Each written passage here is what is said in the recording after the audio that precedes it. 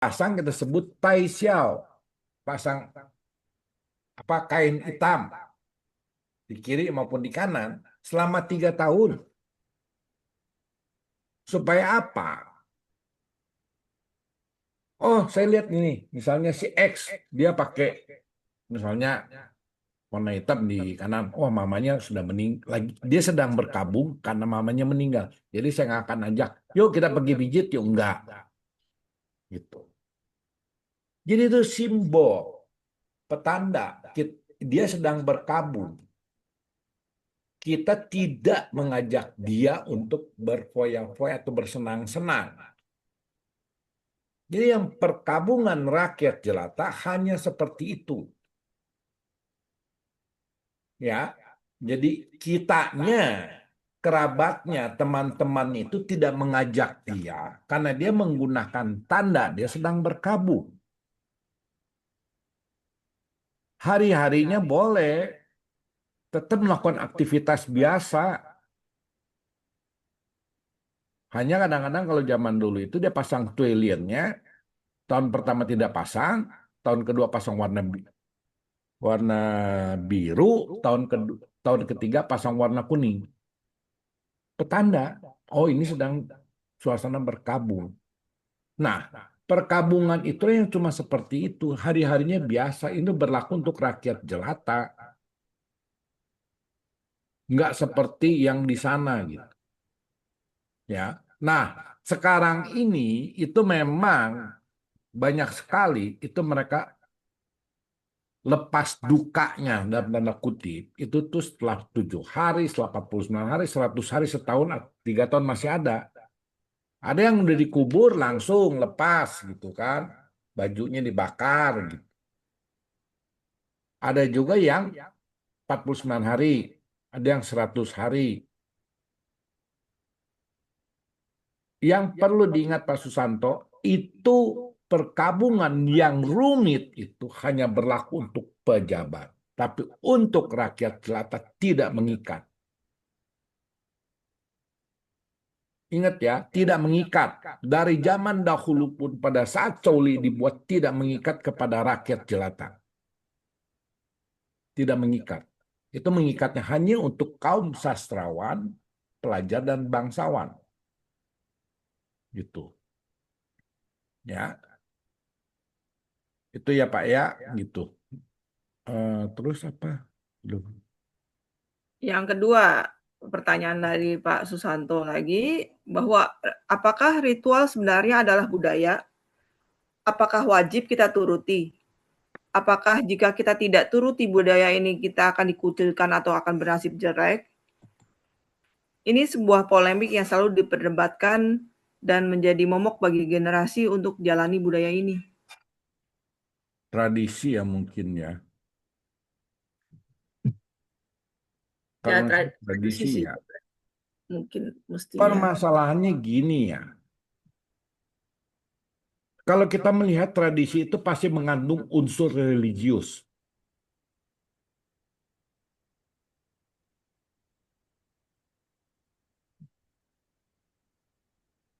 Banyak tradisi-tradisi di berbagai macam peradaban itu memiliki unsur religius. Itu. Jadi kalau kita mau ngomong tradisinya itu percuma diikuti kalau tidak ada unsur religiusitasnya. Contoh paling gampang gini. Kita Tiongkio, mungkin Bu Gre juga tahu, waktu itu ada yang sempat ngajakin kita acara Tiongkio.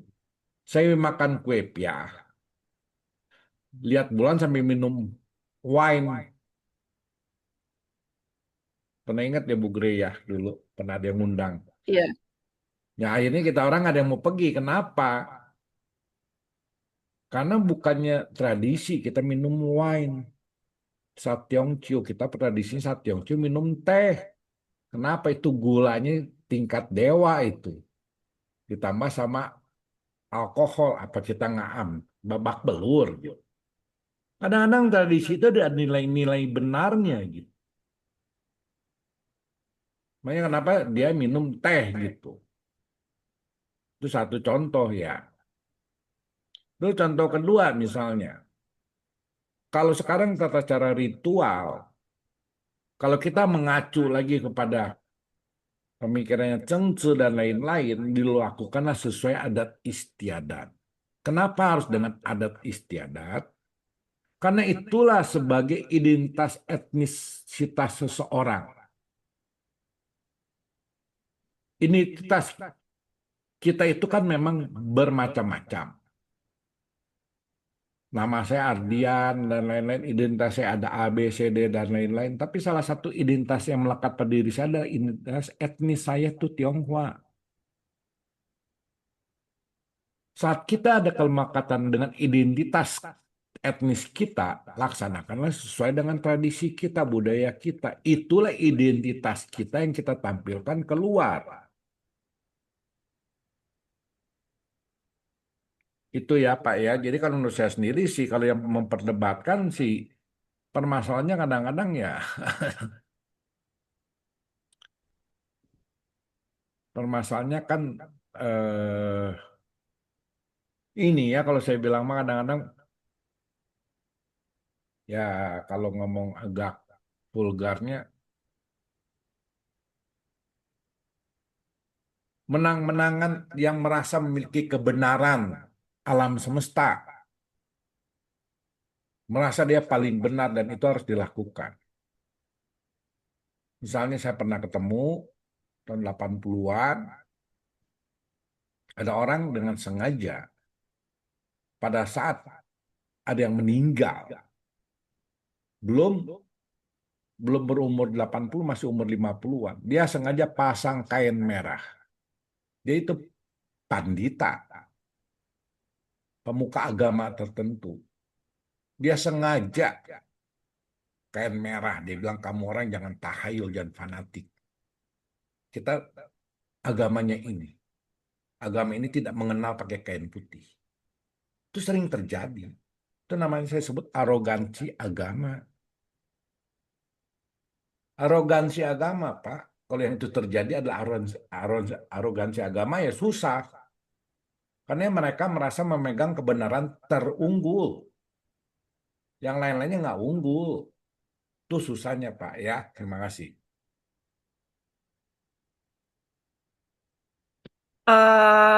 Berikutnya adalah dari Pak Sehu yang bertanya, apakah bakti ini dikenal setelah Kungce atau sudah ada jauh sebelum Kungce? Jauh sebelum Kungfu sudah dikenal. Bakti itu zaman dahulu itu. Jadi gini, bakti itu dulu itu sudah ada. Tapi oleh Kungfu dikemas, dirasionalkan untuk menjadi suatu cara membangun diri kita, melatih diri kita sebagai manusia, dan juga melatih diri kita pada saat kita memegang suatu jabatan tertentu. Jadi kungsi itu mengemas bakti dari sekedar membalas budi kepada orang tua, dia kemas menjadi suatu cara melatih diri kita dan mengajarkan kita keberanian untuk menegur jika senior kita salah. Karena zaman dulu nggak ada yang berani negor kaisar, nggak ada yang berani negor raja. Jadi Juisme itu dalam hal ini bakti itu dikemas menjadi salah satu cara pelatihan diri kita. Salah satunya berani menegur jika atasan kita salah. Berani menegur jika misal orang tua kita salah. Itu ya, kata. Oke. Sebuah pernyataan doang nih dari Pak Wen, yaitu adalah peribahasa turun-temurun orang tua makan garam lebih banyak daripada nasi. Ini kayaknya nantinya kita akan, makanya kenapa kita banyak semua darah tinggi. Nextnya adalah pertanyaan dari Ibu Marisa, apakah hingga sekarang ini memiliki anak masih bagian dari bakti. Bagaimana halnya dengan pria yang tidak mampu mempunyai anak, baik secara ekonomi maupun secara psikologis, atau memiliki kecenderungan seksual yang berbeda? Terima kasih, Ko Ardian. Tadi itu kan awalnya itu pengertian bakti pertama itu adalah melanjutkan keturunan demi ritual ataupun sembahyang kepada leluhur. Dan itu berlaku untuk anak laki. Sebenarnya ya. Jadi orang Tionghoa itu kan budayanya itu adalah salah satunya kan menjunjung namanya garis silsilah. Bahkan sampai ilmu genealoginya itu seru banget tuh. Ibu Gre juga dia pernah meneliti genealoginya orang Tionghoa juga gitu. Itu memang itu dulu. Tapi kemudian oleh Cao Ci ditambahkan lagi pengertian bahwa yang dimaksud memiliki keturunan itu adalah pengetahuannya yang berkelanjutan. Jadi misalnya sekarang ini kan ada permasalahan yang seperti tadi yang Anda sebut secara ekonomi maupun apapun. Kalau secara ekonomi umumnya karena zaman dulu itu kita bicaranya keluarga besar, biasanya ditopang oleh saudara-saudaranya. Istilahnya gotong royong lah. Makanya kenapa orang Tionghoa itu zaman dulu itu sudah mengenal sistem gotong royong saling menopang satu dengan yang lain. Dan itulah salah satu cara pelatihan diri kita. Kakaknya nggak mampu, adik-adiknya semua menopang, membantu, dan seterusnya gitu. Tapi kalau kecenderungan seksual yang berbeda, ya itu saya nggak bisa jawab Bu kalau udah begitu sih. Ya, karena itu kan ya gimana gitu. Ya, saya nggak bisa jawab itu. Mungkin bagian dari psikolog-psikolog semua yang jawab gitu. Itu saya nggak bisa jawab itu sih. Mungkin Pak Garvin mau menambahkan atau Silakan. nanti saja? Nanti mungkin ya. Oke. Kita ke pertanyaan berikutnya, teman-teman, yaitu dari saudara Kevin. Izin bertanya, kemudian bagaimana di dalam penerapan bakti ini dapat diterapkan dan dimasukkan dalam tradisi upacara persembahyangan yang sejak dulu hingga sekarang kita jalankan? Dan kemudian bagaimana kita menyikapi serta menjalankan konsep bakti ini secara tepat serta sesuai dengan zaman yang sesuai dengan situasi zaman sekarang. Sebab mungkin tidak ada perubahan makna yang tak jarang tidak disadari sehingga ketika diajarkan bakti dianggapnya sebagai konsep yang kuno, kaku. Terima kasih. Gini, justru gini ya, kalau saya bilang ya, konsep bakti ini itu membuat suatu hal yang menarik. Mempengaruhi agama Buddha Mahayana begitu kuatnya sehingga dia berbeda dengan Theravada. Yang membedakannya apa? Contohnya apa? Ritual Mahayana untuk pengantaran kita sebut saja yang meninggal itu begitu kompleks. Ya, dia ada 49, ada 100, ada setahun, ada 2 tahun, ada 3 tahun. Itu salah satunya. Kemudian ulambana. Ulambana itu tidak dikenal dalam tradisi Buddhisme lainnya, cuma dikenal oleh Mahayana Tiongkok. Akhirnya ya ada yang niru-niru juga sekarang kan ulambana-ulambananya kan, gitu. Ditiru. Itu produk bakti loh. Yang jadi bakti dalam konteksnya kita sebut saja dari Judaisme berdasarkan tradisi Chou mempengaruhi agama Buddha Mahayana, mempengaruhi Taoisme, bahkan mempengaruhi Katolik. Katolik itu tahun 1939 ya kalau nggak salah surat edaran Vatikan mengizinkan orang Tionghoa sembahyang leluhur dan membuka meja leluhur.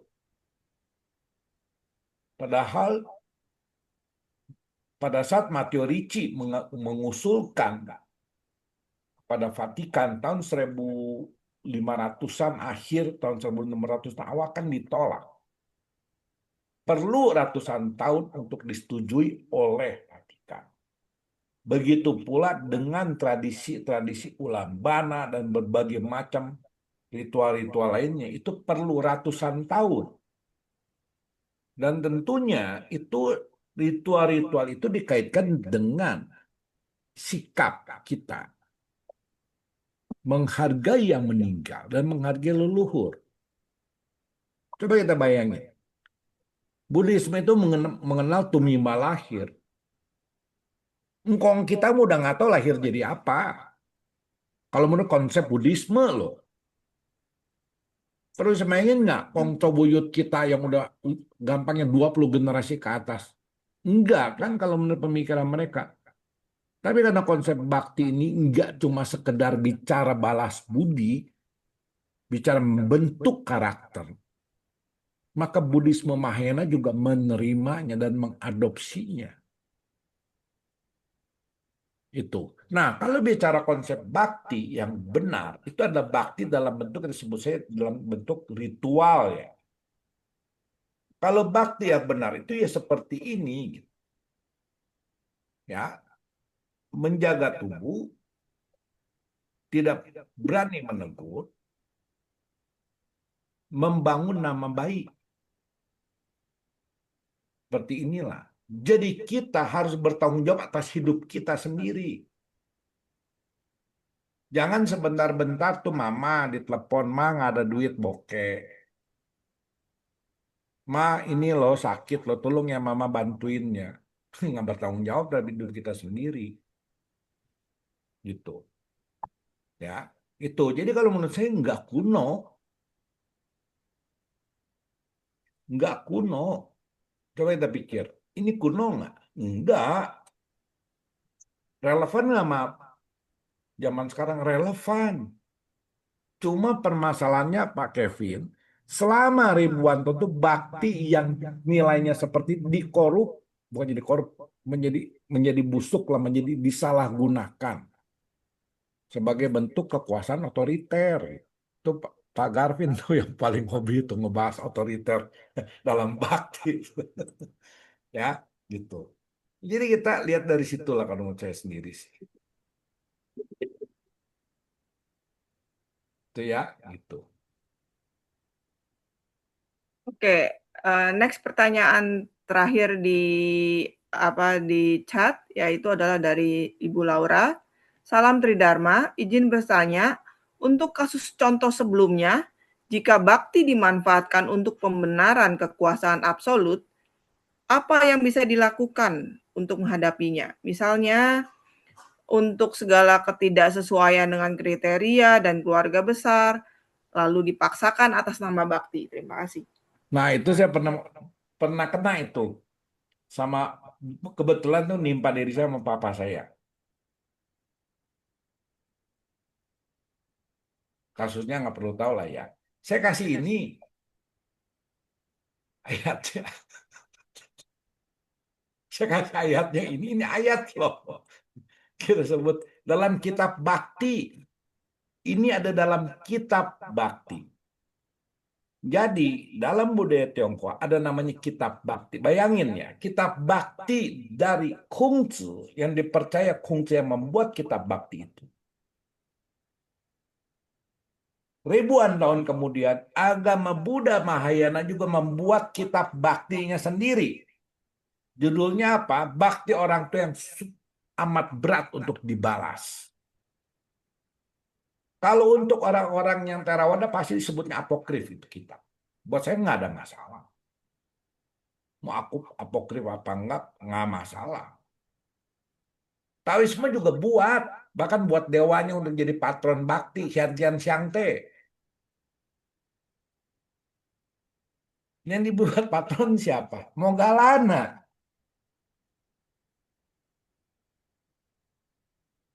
Ya, ini dari kitab bakti loh. Kalau Anda ya, tapi jangan dipakai buat debat-debatan sama orang tua ya, kurang ajar juga ya. Tapi kalau memang orang tuanya melakukan hal yang salah, ya, misalnya kalau kita ngomong kerjanya tuh main judi terus nggak ngurusin keluarga, boleh anak kasih nih. Tapi kalau orang tua cuma ngomel-ngomel doang, mah janganlah. Ya, itu ya. Terima kasih. Terima kasih Pak Ardian. Pertanyaan yang di chat sudah selesai. Mungkin akan dilanjut atau buka Ya, pertanyaan dilanjut baru. aja. Lanjut ya. Oke, silakan. Jadi ini sebenarnya saya itu sok-sokan pakai psikologi karena dulu pernah pernah S2 psikologi tapi nggak lulus sih. Jujur ngomong S2-nya nggak lulus lah. Malas bikin penelitian kualitatifnya itu males gitu. Ya, berbakti segala macam tahu lah Pak Garvin juga itu. Jadi begini, pengertiannya kalau kita lihat dari 5 hubungan relasi masyarakat dan lain-lain, sebenarnya itu seperti pemikiran Glenn Elder itu sendiri. Kita itu punya harapan sama anak juga punya harapan sama orang tua. Tentunya kita berharap seperti ini kan. Nah itulah sudah dituangkan. Harapannya apa? Harapannya kita menjadi anak yang baik. Harapannya kita membuat hal-hal yang tidak memalukan orang tua, itu kan harapan. Perilakunya itu kan sesuai kan. Dan juga masalahnya kalau kita lihat dari konteks perkembangan roh atau misalnya perkembangan kun, anak itu ada masanya harus dibuat patuh dulu agar mengetahui mana yang harus dilakukan atau enggak gitu. Ya, gitu. Nah, jadi gampangnya kalau kita lihat dari konteks perkembangan roh atau perkembangan hun, anak itu diharapkan patuh pada usia tertentu. Mungkin kita bisa lihat kasus yang Amicua ya, Pak Garvin. Itu kan anaknya diminta patuh kan. Padahal anak-anak di barat itu tidak diminta patuh, dibebaskan segala macam. Tapi pada saat dewasa diminta mandiri. Nah, satwa jadi standar moral. Jadi itulah yang kita sebut peranannya harus sesuai dengan umur, dengan perkembangan psikologis, dengan sesuai dengan perkembangan kita sebut saja kita punya roh. Itu jadi bakti juga meminta kita seperti ini sebenarnya. Bakti itu akan mendorong kita ke arah sini, ya. Jadi gampangnya itu bisa membentuk norma sosial yang berkaitan bakti, tapi ada potensinya. Potensinya itu apa?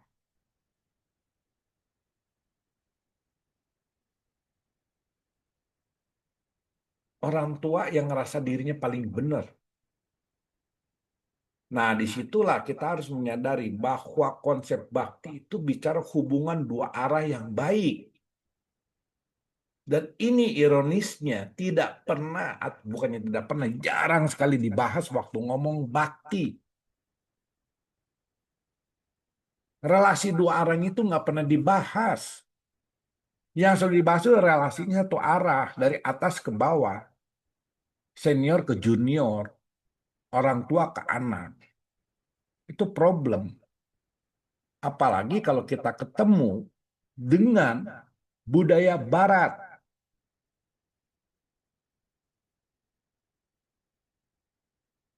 Ya. Jadi kalau kita menelaah konsep bakti itu berarti bicara dengan hubungan dengan keluarga kita.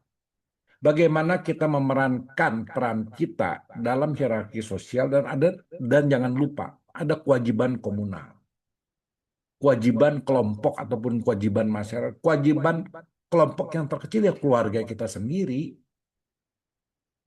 Sehingga kalau di Barat itu bicara individualisme, di Tiongkok, dalam budaya Tiongkok tidak bicara begitu. Kita kelompok. Kita itu memiliki ketergantungan satu dengan yang lain. Jadi dari filosofinya mereka saja sudah berbeda. Itu. Ya. Jadi kalau kita bicara salah satu core budaya Tionghoa itu adalah harmonis, maka bakti itu adalah salah satu alat untuk membangun keharmonisan sosial. Itu. Ini. Kemudian eh, peran dalam hal bakti itu bicara kasih sayang dari atas dulu. Karena anak masih kecil tuh nggak tahu apa itu kasih sayang. Bukannya kasih sayang, nggak tahu itu apa itu bakti lah. Dia cuma taunya kalau disayang, dia akan senang.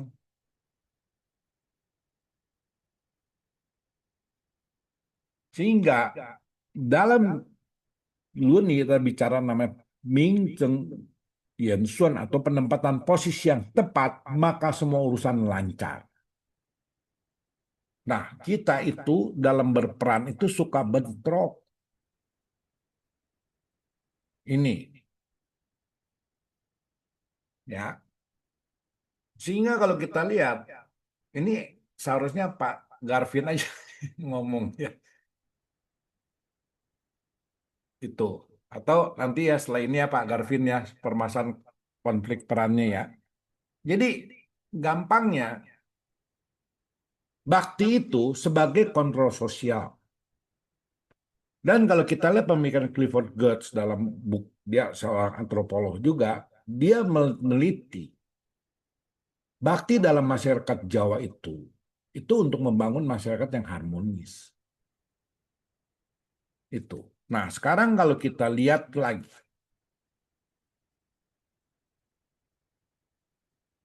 apakah bakti itu adalah cinta?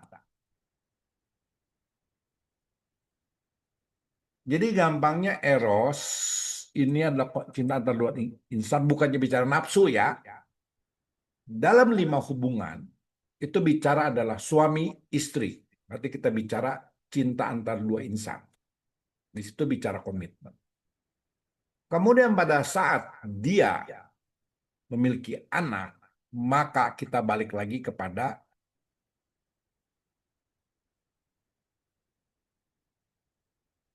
ini.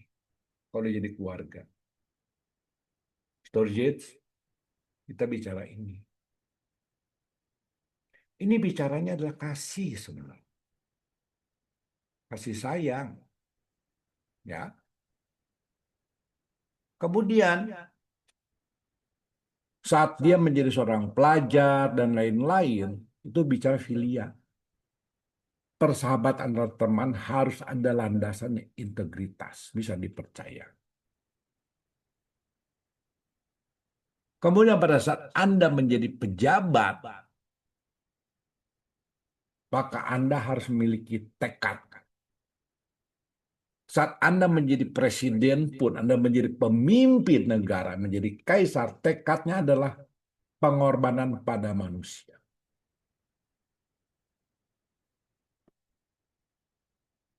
Itu. Jadi, bakti itu dalam kitab bakti dikatakan begini. Kita lihat ya, bakti itu sebenarnya berjenjang. Kita mulai dari yang paling atas dulu. Bakti seorang putra langit alias bakti seorang kaisar. Menjadi tokoh panutan dunia, memberikan kontribusi besar bagi perdamaian dunia, memperlakukan semua manusia seperti orang tuanya sendiri. Saya sih sok-sokan nyamain dengan konsep agape. Tapi ini bakti yang tertinggi.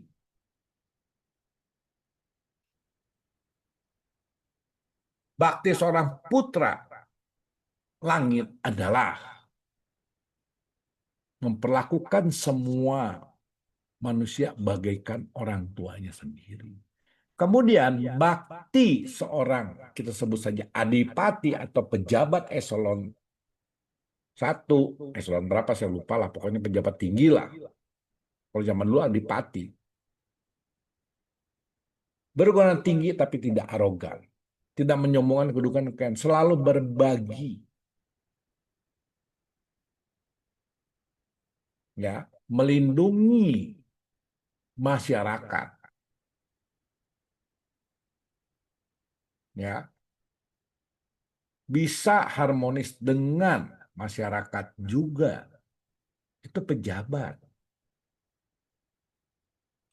Kemudian bakti seorang kaum pelajar itu adalah tidak melaksanakan kejahatan, tidak melakukan kejahatan. Bukan hukum negara, bukan gini. Yang melanggar hukum negara tidak akan dilakukan dan tidak munafik. Itu. Kalau yang sembahyang pada luhurnya saya skip aja lah.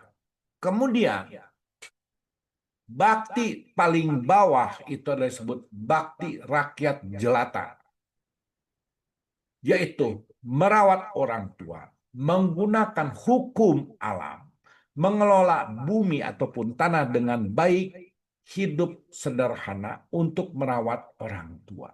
Itulah bakti rakyat jelata. Jadi bakti kita bisa lihat ya, berjenjang ya. Jadi bakti itu nggak cuma ngomong merawat orang tua. Dalam kitab bakti itu. Kitab bakti itu mungkin kita memang mau coba terjemahin, tapi setahu saya sudah ada yang terjemahin dari eh, mana ya, udah ada yang terjemahkan ke bahasa Indonesia. Itu kitab bakti. Jadi ada landasan kitab baktinya, nggak serta-merta. Sehingga kalau saya katakan, bakti yang terunggul itu adalah bakti seorang yang suciwan, yang melampaui batasan-batasan manusia, sebuah bakti yang berkekuatan cinta kasih pada sesama manusia. Jadi bakti nggak cuma sekedar merawat orang tua, menyenangkan orang tua, atau menuruti semua keinginan orang tua.